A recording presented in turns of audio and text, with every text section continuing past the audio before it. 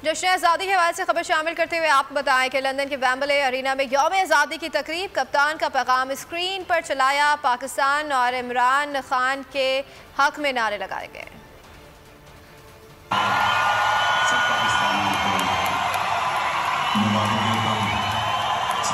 पाकिस्तान की 75वीं सालगिरह की जो आप जश्न कर रहे हैं, आप सबको मुबारक हो। मैं भी चाहता हूँ कि इस 75वीं सालगिरह पाकिस्तान हकीकी तौर पर अपनी आज़ादी की तरफ चले। ये हकीकी आज़ादी क्या है जो मैं बार बार इसकी तहरीक की बात करता हूँ?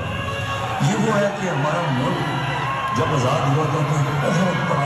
जश्न आज़ादी के हवाले से खबर शामिल करते हुए आपको बताएं कि लंदन के वेम्बले अरीना में यौम आज़ादी की तकरीब, कप्तान का पैगाम स्क्रीन पर चलाया। पाकिस्तान और इमरान खान के हक में नारे लगाए गए।